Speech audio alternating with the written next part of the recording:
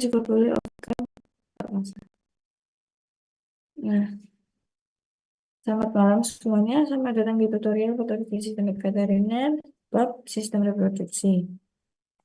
Nah, di sistem reproduksi ini kita akan mempelajari tentang Kristina meminta PPT dokter. Habis ini aku kirim.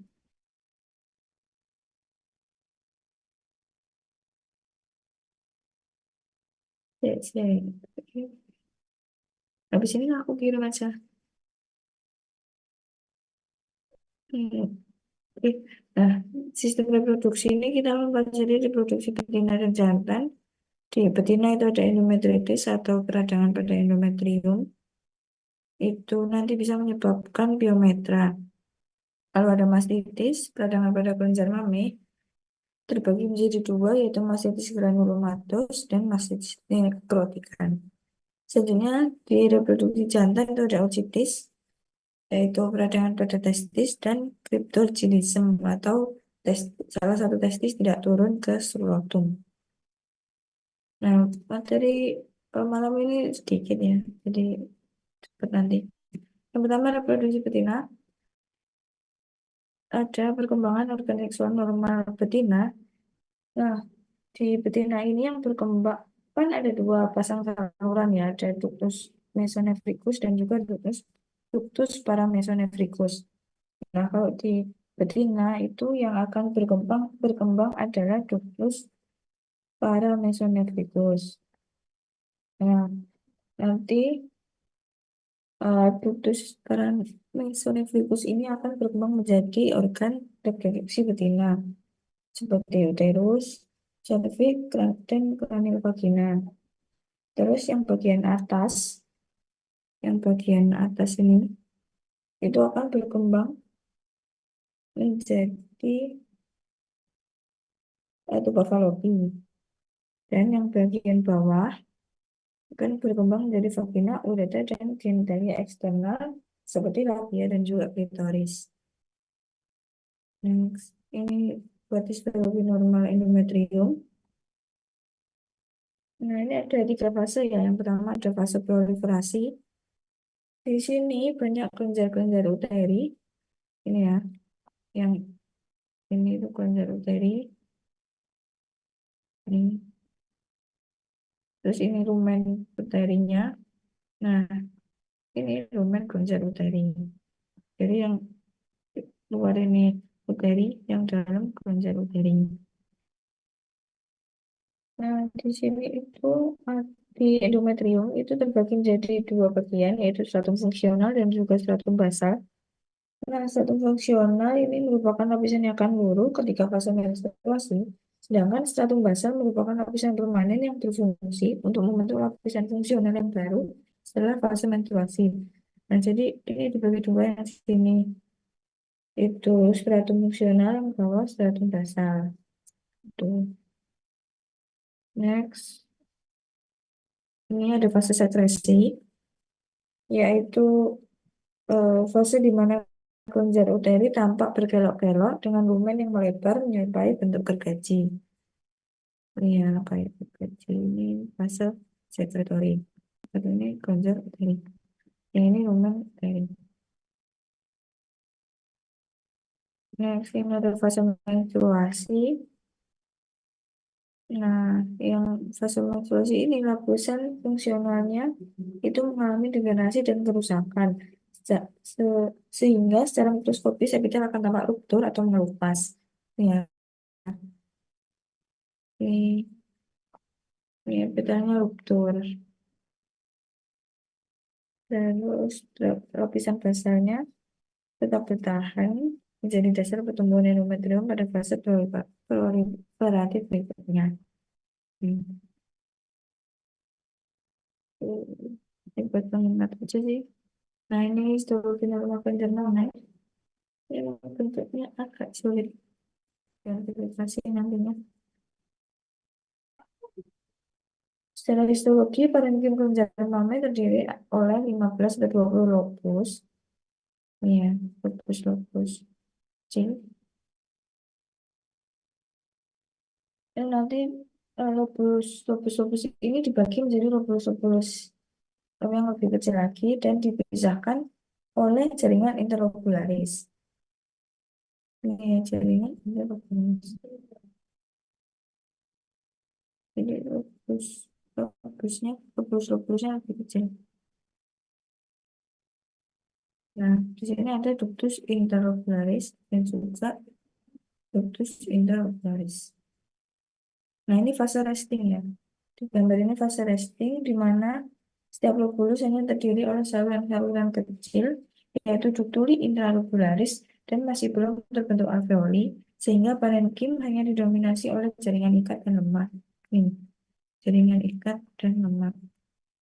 Jadi penamaan di Banjarmasin ini juga alveoli ya, kayak di next ini fase laktasi dia sudah terbentuk alveoli. Gambarnya kayak paru-paru ya. Ada alveoli. Terus yang di dalam alveoli ini karena ini fase laktasi ini merupakan air susunya. Dia terwarna eosinofilik di warna He. Ini susu. Next. Nah, portal of entry sistem reproduksi betina itu ada infeksi ascending atau melalui serviks, meliputi breeding, estrus, kontaminasi vaginal yang berlebihan, dan postpartum. Yang selanjutnya ada hematogenus, terjadi saat kehamilan, bisa merupakan infeksi mikroba seperti brucellosis, salmonellosis, pestivirus, dan juga herpes virus, dan infeksi fungi pada plasenta. Selanjutnya ada direct penetration, yaitu penetrasi langsung ke uterus. Ini merupakan portal yang jarang terjadi. Selanjutnya ada infeksi descending, yaitu berasal dari ovarium menuju ke uterus, seperti pada infeksi beberapa virus, chlamydia, dan infeksi ureaplasma. Yang selanjutnya ada infeksi transaksonal, seperti herpes virus ketika stres partus. Jadi, herpes virus ini menyebar atau masuk melalui partus, melalui saraf ya.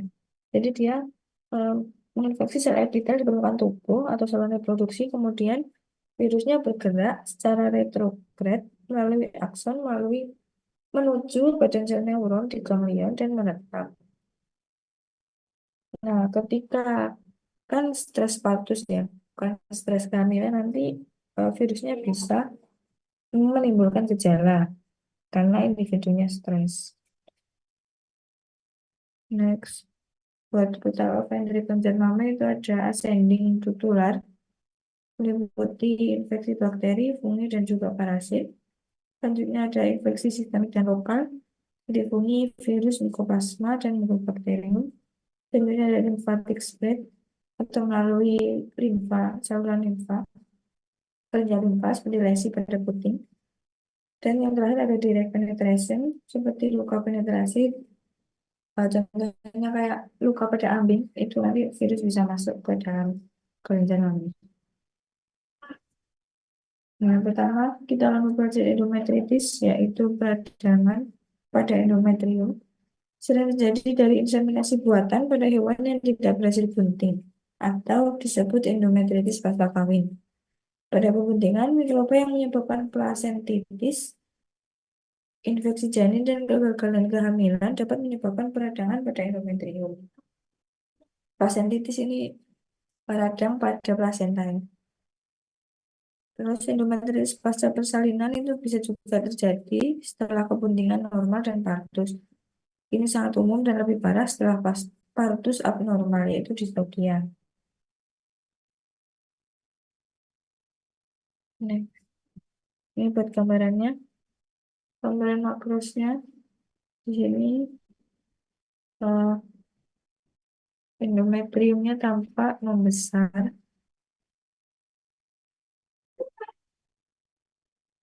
ya tampak membesar, terus hiperemis atau kemerahan,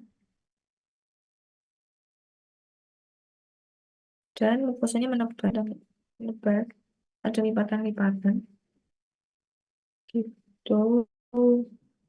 Deskripsi yang pertama, organ tampak membesar. Organ tampak membesar. Yang kedua, organ tampak hiperemis. Organ tampak hiperemis.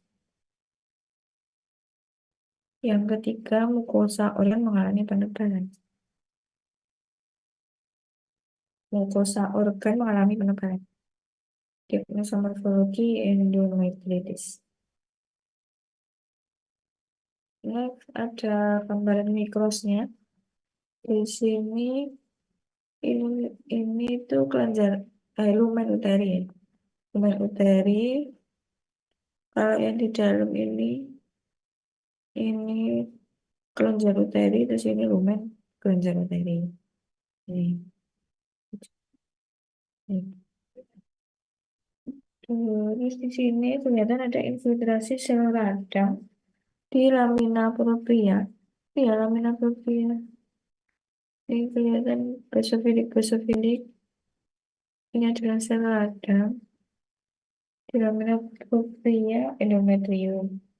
Nah, ini sel radangnya nanti karena ini perbesarannya cuma 100 ya, nggak bisa diketahui itu PMN atau MN. Jadi nulisnya PMN atau MN aja.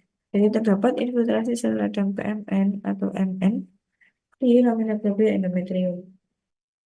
Selanjutnya terus epitel endometriumnya juga tampak ruptur. Nih, ini epitel endometrium yang ruptur. Itu aja sih yang menandakan endometritis. Deskripsi lesi yang pertama, terdapat infiltrasi sel radang PMN atau MN pada lamina propria endometrium. Terdapat infiltrasi sel radang PMN atau MN pada lamina propria endometrium. Yang kedua, sel radang PMN atau MN tampak mendominasi. Sel radang PMN atau MN tampak mendominasi. Yang ketiga, sel radang PMN atau MN tampak basofilik. Sel radang PMN atau MN tampak basofilik. Yang keempat, epitel endometrium tampak ruptur. Epitel endometrium tampak ruptur. Diagnosa morfologi endometritis. Next, sebelum biometra ada yang mau ditanyain?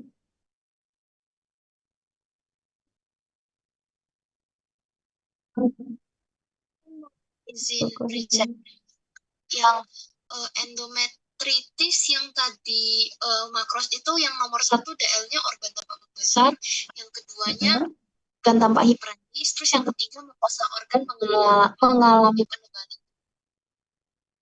Organ mengalami penebalan. Oh, organ aja. Mukosa organ tampak mengalami penebalan. Oh, oke. Thank you, Kak. Oke. Yang lain?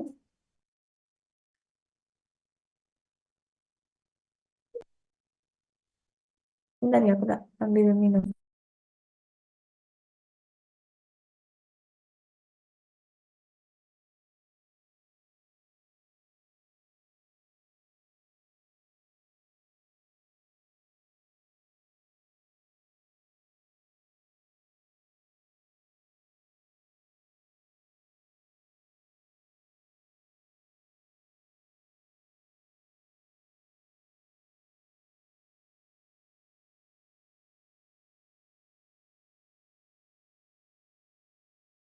Oke, aku lanjut ke biometra. Nah, biometra ini merupakan peradangan pada dinding rahim yang diikuti oleh akumulasi nanah di lumen rahim. Nah, biometra ini terjadi bisa karena endometritis dan metritis yang berlanjut. Jadi, dia ada infeksi sekunder, jadi menyebabkan adanya nanah di lumen rahim. Nah, terdapat dua jenis biometra, yaitu terbuka dan tertutup. Jenis ini ditentukan dengan ada atau tidaknya leleran eksudat yang dari vagina. Jadi kalau nggak keluar itu berarti tertutup, jadi nanahnya itu tersimpan di dalam lumen rahim. Nah, kalau terbuka itu dia bisa keluar sampai eh, melewati vagina. Next, ini gambaran makrosnya. Gambar ini kalian udah sering nemu ya di PU. Nah, ini hmm, di sini kelihatan pembuluh darahnya dia dilatasi, terus organnya juga membesar karena terisi nanah, dan ini dia juga mengeluarkan pus nanah yang berwarna coklatan. Jadi ini tipenya terbuka. Deskripsi lesi yang pertama, organ tampak membesar. Organ tampak membesar. Yang kedua, konsistensi organ tampak lunak. Konsistensi organ tampak lunak. Yang ketiga, apabila organ disayat akan mengeluarkan pus atau nanah. Apabila organ disayat akan mengeluarkan pus atau nanah. Yang keempat, pus atau nanah berwarna kecoklatan. Pus atau nanah berwarna kecoklatan. Yang kelima, pembuluh darah uterus tampak dilatasi. Pembuluh darah uterus tampak dilatasi. Diagnosa morfologi biometri. Oh iya, ini buat tambahan aja buat warna eksudat. Warna nanahnya ini tergantung dari bakteri penyebab. Nah, contohnya itu ada E. coli, itu biasanya kental dan berwarna coklat. Sedangkan pada Streptococcus itu berwarna kekuningan. Jadi ini tergantung dari bakteri penyebab ini vaksin. Next, ini gambaran terusnya. Jadi ini kan kelenjar uteri ya. Ini lumen, lumen kelenjar uteri. Nah, di dalam lumen kelenjar uteri ini ada sel radang.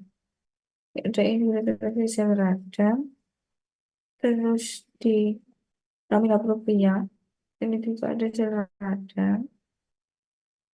Tuh, nah ini kan lumen uteri. Nah, buat bedain endometritis sama piometra, itu kalian lihat di dalam lumen kelenjar uteri. Nah, kalau di biometra itu bakal ada infiltrasi sel radang, tapi kalau endometritis nanti kelenjar uterinya normal-normal aja. Sel radangnya di lamina propria. Terus ini kelenjar uterinya juga tampak dilatasi atau membesar. Tuh, normalnya kan segini. Nah, tapi yang ini dia membesar. Kalau dilatasi. Definisi yang pertama, kelenjar uteri tampak mengalami ekstensi atau dilatasi. Kelenjar uteri tampak mengalami ekstensi atau dilatasi. Yang kedua, terdapat infiltrasi sel radang PMN atau MN pada lumen kelenjar uteri. Terdapat infiltrasi sel radang PMN atau MN pada lumen kelenjar uteri. Yang ketiga, terdapat infiltrasi sel radang PMN atau MN pada lamina propria. Terdapat infiltrasi sel radang PMN atau MN pada lamina propria. Diagnosa morfologi biometra. Next. Sebelum mastitis, ada yang mau ditanyain? Yang awal-awal tadi. Oke, saya jempol. Yang lain? Maaf Kak, izin tanya, Mm-mm. apakah Boleh diulang tadi warna nana yang tergantung dari bakteri penyebabnya itu gimana? Oke. Warna eksudat atau warna nanah itu bervariasi tergantung bakteri penyebab. Contohnya itu ada E. coli, itu nanti eksudatnya biasanya kental atau berwarna coklat. Nah, sedangkan pada infeksi yang diakibatkan oleh Streptococcus, itu nanti eksudatnya biasanya warnanya krem gitu, kuning kuning, kuning krem gitu. Tuh. Ya, Nanti, makasih, Kak. oke, yang bakteri-bakteri penyebab yang lain kalian cerita. Yang lain ada yang mau ditanyakan?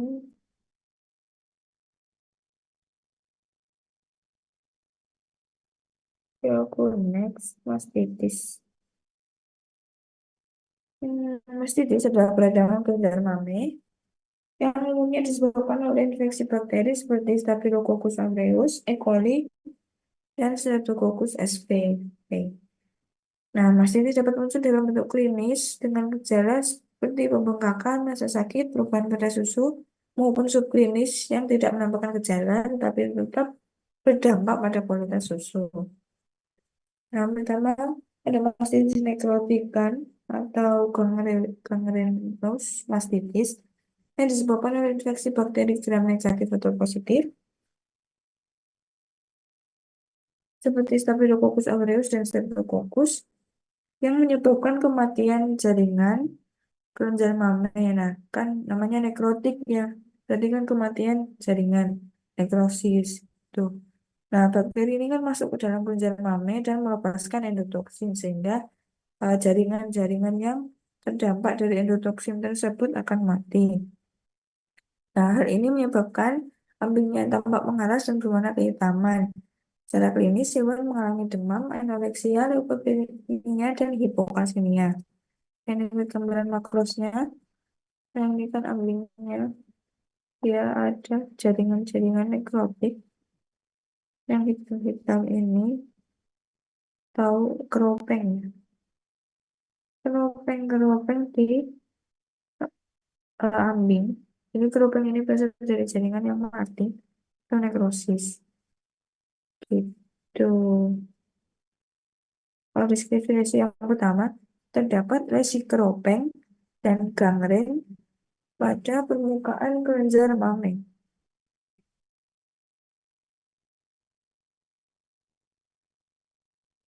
Terdapat lesi keropeng dan gangren pada permukaan kelenjar mame. Yang kedua, lesi keropeng dan gangren tampak berwarna merah kehitaman. Lesi keropeng dan gangren tampak berwarna merah kehitaman. Yang ketiga, konsistensi organ tampak keras. Konsistensi organ tampak keras. Yang keempat, permukaan organ tampak tidak rata. Permukaan organ tampak tidak rata. Yakni morfologi mastitis nekrotikan. Ini keropeng sama gangren ini sama ya. Sebenarnya. Next.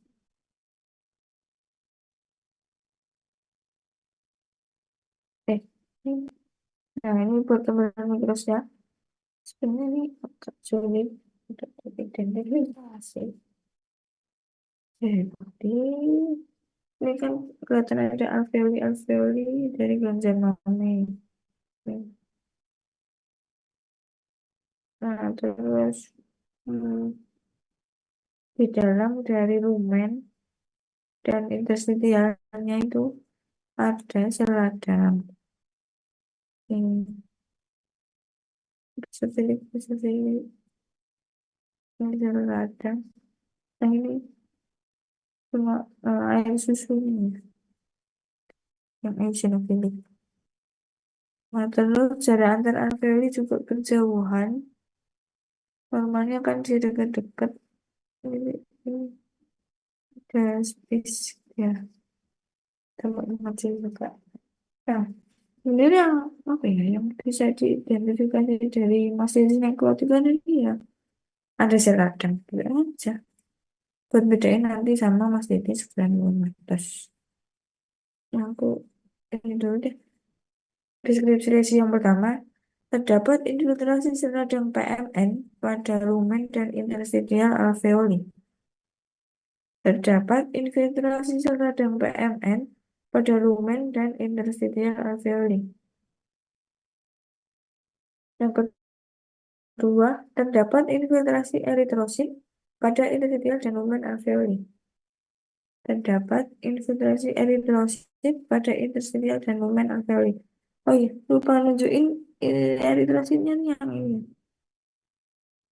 yang kemerahan ini, yang warnanya lebih merah daripada ini. Ini di sini. Jadi di interstitialnya itu bukan cuma sel radang, tapi juga ada eritrosit. Oh ini yang kanan. Nah ini kelihatannya eritrosit. Nah ini eritrosit, yang eritrosit, yang eritrosit. Ini juga eritrosit. Ini juga selatan, selatan, selatan. Ini satu alveoli. Tuh. Nomor tiga, jarak antar alveoli tampak berjauhan atau alveoli mengalami atrofi. Jarak antar alveoli tampak berjauhan atau alveoli mengalami atrofi.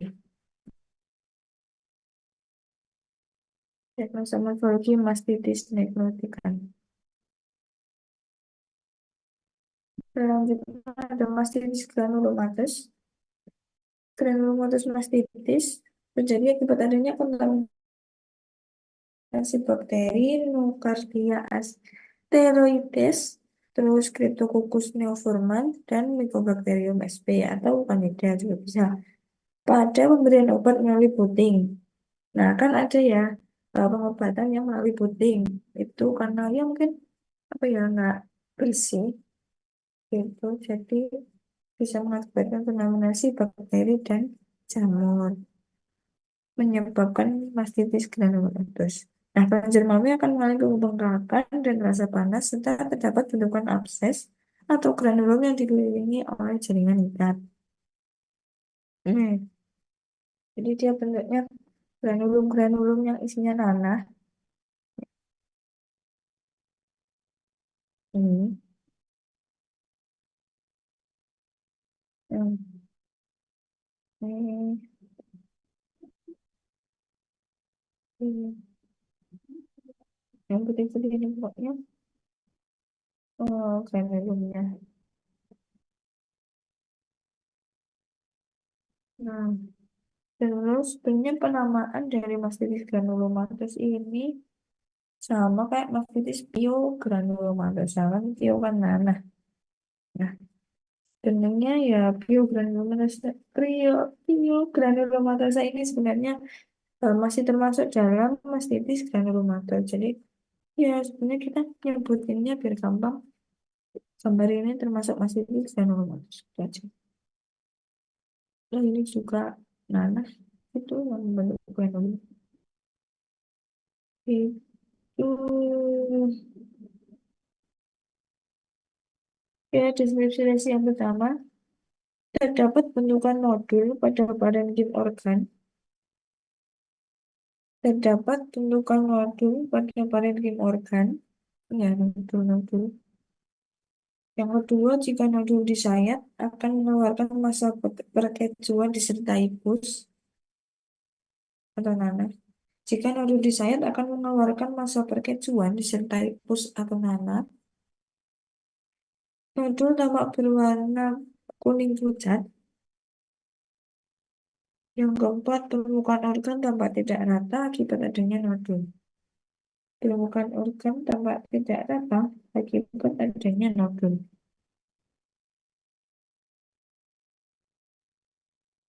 Untuk masalah morfologi, mastitis granulomatous. Teks di gambaran mikrosnya.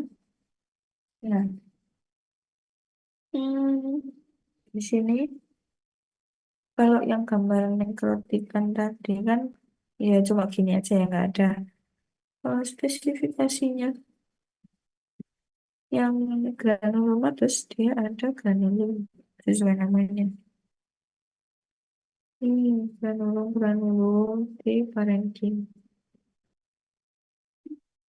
Nah, di sini juga ada infiltrasi sel radang. Ini di interstitial alveoli. Terus di sekitar granulum ini juga ada proliferasi jaringan ikat. Hmm. Nah, karena ada proliferasi jaringan ikat, maka nanti sel radangnya disebut MM. Tuh, karena dia sudah kronis. Terus ya. Terus juga ini sama kayak di eh, apa namanya, paru-paru ya. Granulumnya berisi 7 sel. Itu ada sel emas, sel plasma, sel debris, makrofag, giant cell, fibroblastik, dan juga limfosit. Hmm, sama kayak dulu kalian juga harus hafal. Ini aku PH, aku tulisin singkatannya. Lupa aku, lupa sih tahu. Nah, mama debris makan giant villi. Mamanya sel emas, lagi pas sel plasma, terus sel debris, makannya makrofag, makannya makrofag, terus giant cell, filinya fibroblast, dan limfosit. Tuh, ya memudahkan kalian lagi, tapi aku begitu hafal kalau bahas singkatan meningkat. Silahkan. Oke, langsung aja deskripsi lesi. Yang pertama, terdapat bentukan granulum pada organ.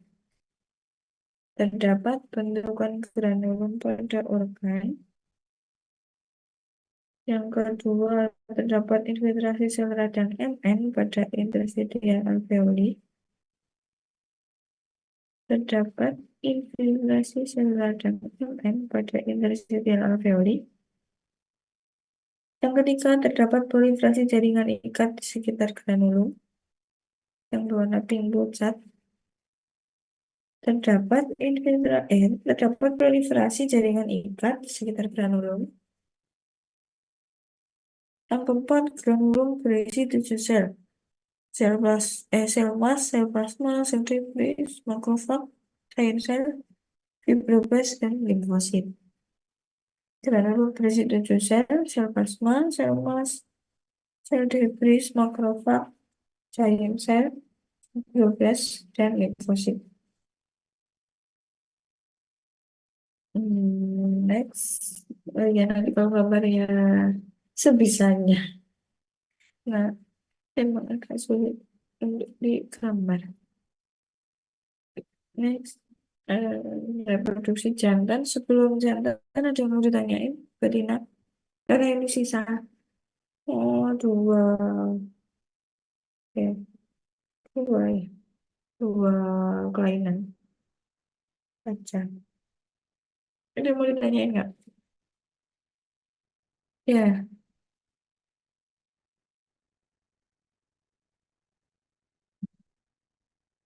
heeh. Nih,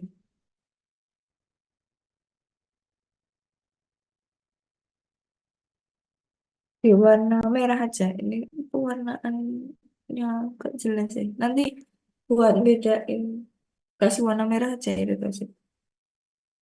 Tadi bisa. Oke, yang lain ada yang mau ditanyain? Warna-warna, gambar-gambar.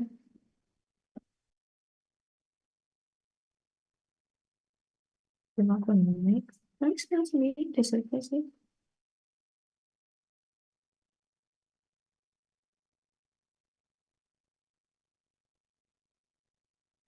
Oke, jumpa. Oke, masih aman nih.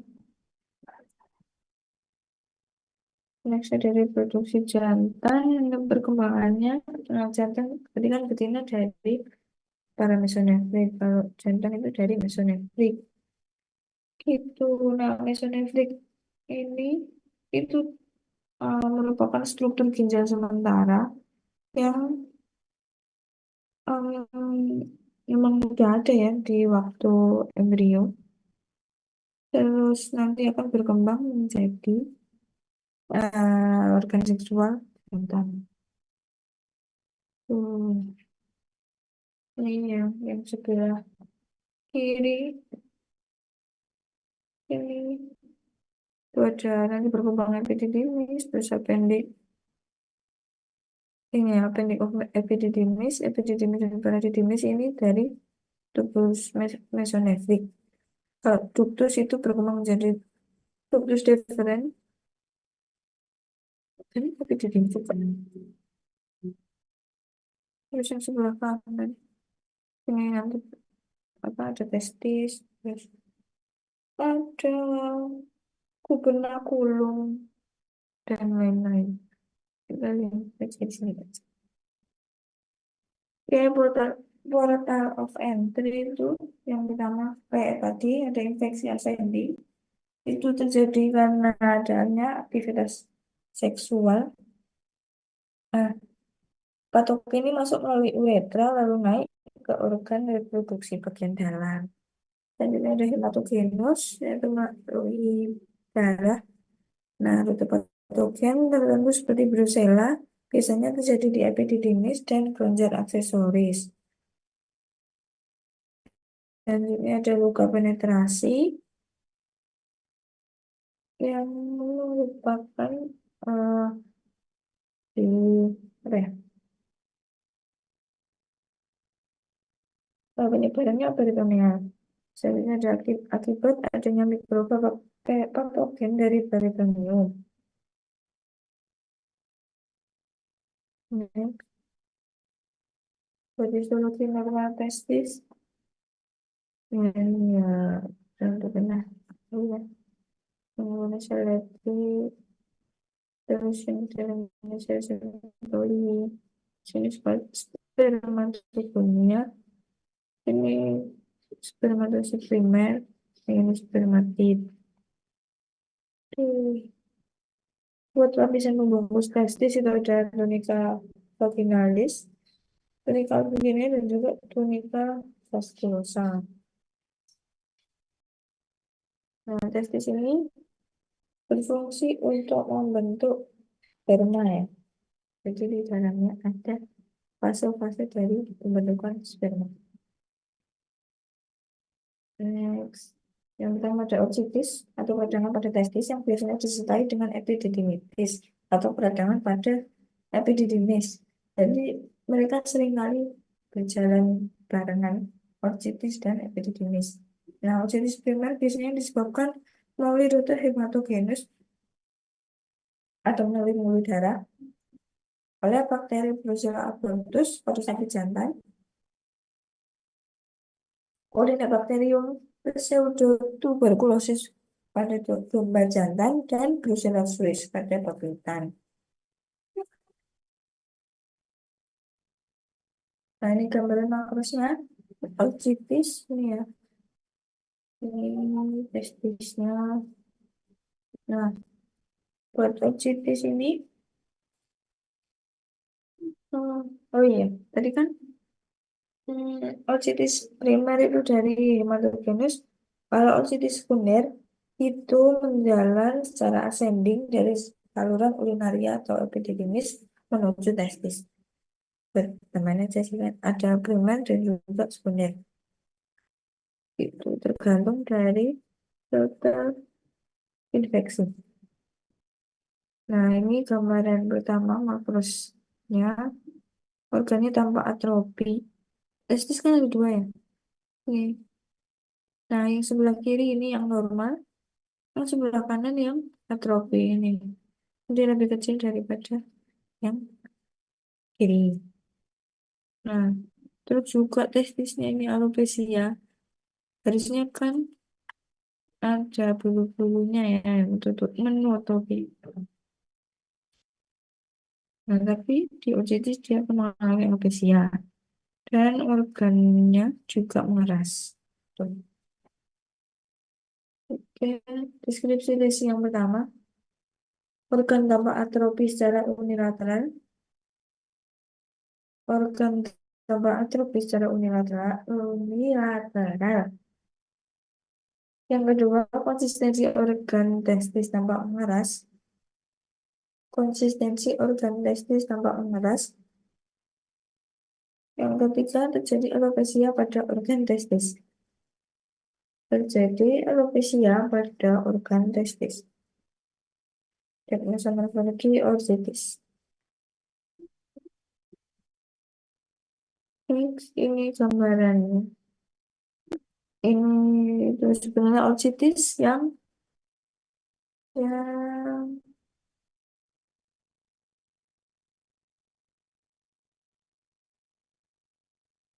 akut. Jadi masih ya, nggak begitu parah. Ini dia masih ada tuh ya perkembangan spermatogenesis, tapi ya apa ya nggak sempurna, tapi masih ada sel-sel germinalnya. Terus jarak antar tubulus seminiferusnya juga masih normal gitu. Terus ya seperti biasa ada infiltrasi seradang PMN di interstitial tubulus seminiferus ini jalan radang. Nanti kalau yang kronis dia apa ya tubulus seminiferusnya sama sekali gak, ada sih sisa-sisa germinal sel, tapi apa ya benar-benar sisa dikit aja. Terus juga atrofi tuh. Ini kalau yang ini yang akut dia masih jaraknya masih normal. Sebentar aja kurang.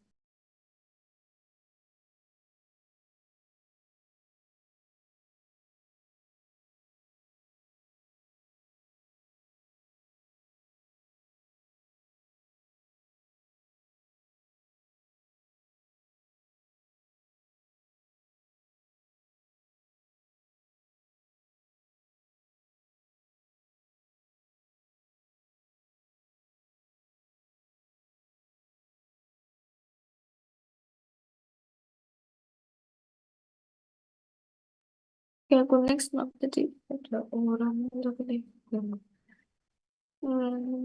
Ya siapa ya? Iya, ya ini pokoknya masih akut, jadi nggak begitu parah. Definisi yang pertama, terdapat infiltrasi sel radang PMN pada interstitial tubulus seminiferus. Terdapat infiltrasi sel radang PMN pada interstitial tubulus seminiferus. Yang kedua, jarak antar tubulus seminiferus masih normal. Jarak antar tubulus seminiferus masih normal. Yang ketiga, terjadi incomplete atau ketidaksempurnaan perkembangan spermatogenesis.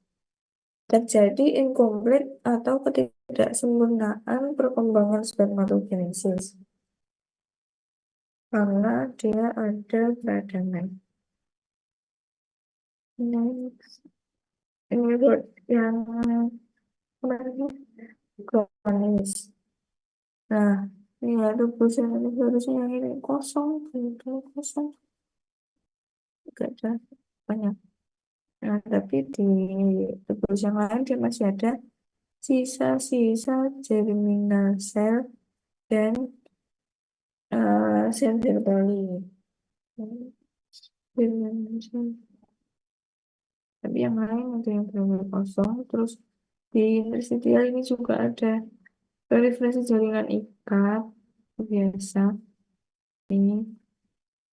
Terus tubuhnya tambah atrofi. Jadi ada apa ya, jarak. Terus ada infiltrasi sel radang di interstitial. Nih, tuh. Oke. Infiltrasi yang pertama terdapat sisa germinal sel dan juga sel Sertoli. Terdapat sisa germinal sel dan juga sel Sertoli. Yang kedua, terdapat infiltrasi sel radang Mn pada interstitial tubulus seminiferus. Terdapat infiltrasi sel radang Mn pada interstitial tubulus seminiferus.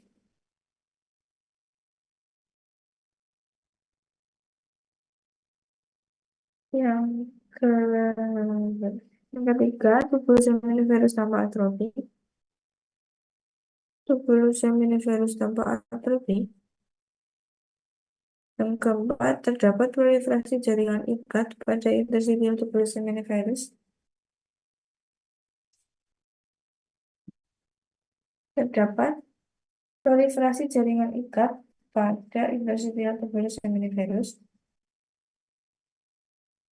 Yang kelima, jarak antar tubulus seminiferus berjauhan.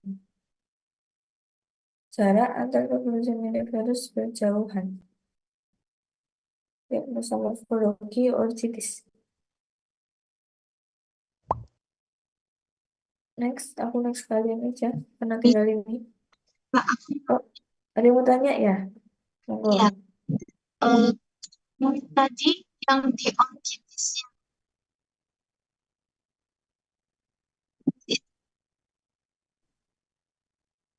Lanjut deh. Di chat aja kalau itu.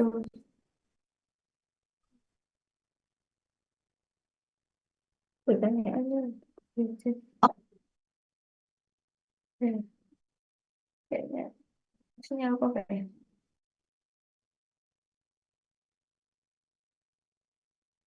Kak, izin tanya juga buat yang mikrosnya itu dipilih Ya. bisa ke satu atau dua-duanya? Apa? Oh, aku lupa ya. Itu kayak satu aja deh. Nanti. Oke, makasih Kak. Oke, saya ngakuin. Soalnya ojek ini jadi satu. Ini buat teman-teman. Ini boleh minta tolong untuk ditunjukin ulang sisa cerminan. Serius. Dan sensori. Oke. Bisa. Oke. Nah, ini. Jadi, tadi kan ada terdapat sisa jaringan sel. Nah, sisa jaringan selnya itu yang gelap-gelap ini, dia spermatogoniumnya. Kalau yang apa ya, lebih terang, ini sel Sertoli. Tuh, ini sel germinal. Ini, ini sel Sertoli. Oke, paham? Siapa tadi yang tanya? Graciela. paham Kak sih Kak. Oke. Ada yang mau ditanya lagi? Dengan satu.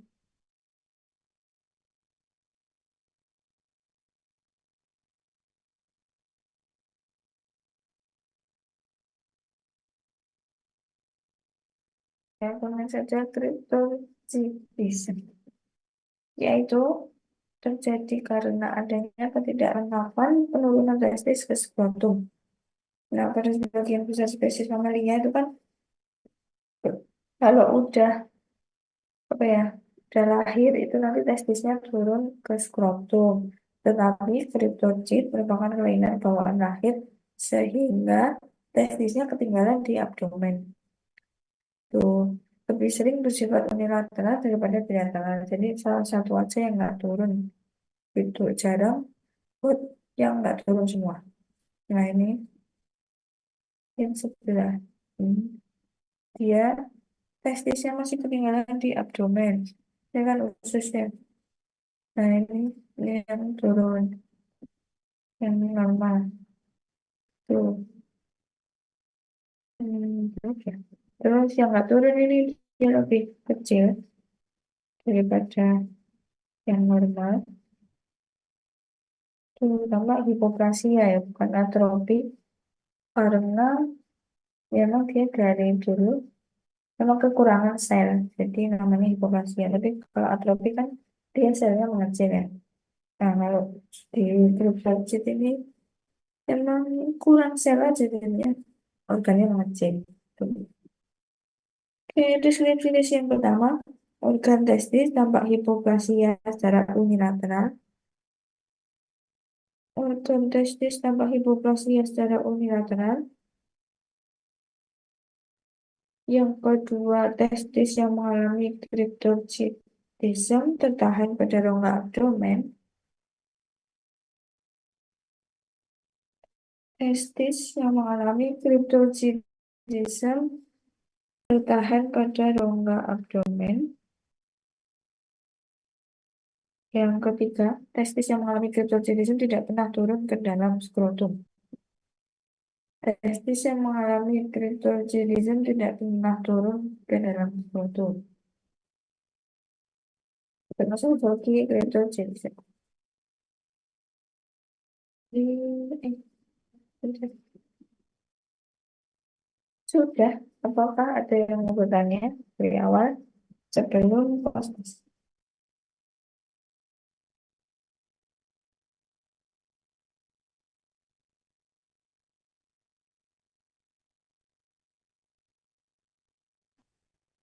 Kak, izin bertanya. Untuk Ya, yang mastitis itu kan dia kan fase laktasi, berarti dia kan masih eh, ada ininya kan, apa air susunya. eh, Nah, itu air susunya juga perlu dicantumkan atau tidak? Maksudnya perlu digambarkan atau tidak? terserah kalian sih. Tapi nggak dicantumin ya nggak apa-apa, nggak usah ya nggak apa-apa kan ya. Ya, aku ya nggak masalah sih. Tapi gambar ya nggak apa-apa deh. Ya. Oke, berarti eh, di lumen alveoli si kelenjar mame itu berarti kalau diisi sel radang aja nggak apa-apa ya, Kak? Nggak apa-apa. Kalau Oke, mau sudah nambah juga nggak apa-apa, nggak juga nggak tak salahin kok. oke Kak, makasih. Oke, yang lain.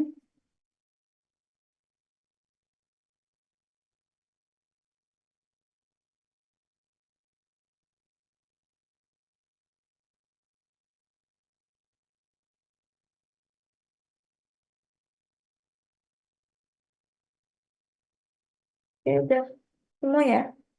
Udah semua, udah paham semua ya. Aku mau tanya satu deh. Hmm, hmm, hmm. Kalau peradangan pada dinding apa, dinding uterus itu apa namanya? Secara umum, Endometrit. endometritis kan di endometrium kan ada 3 lapisan. Kalau secara umum namanya,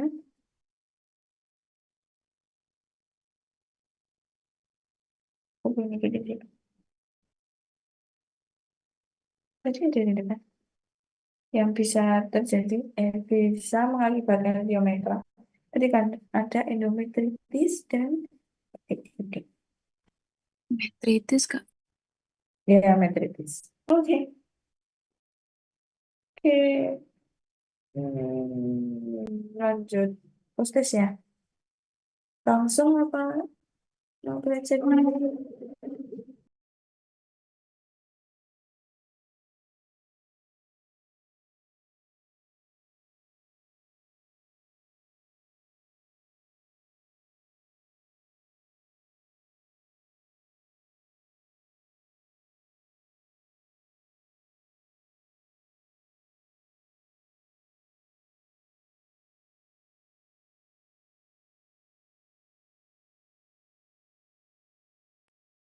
Oke, langsung aja proses.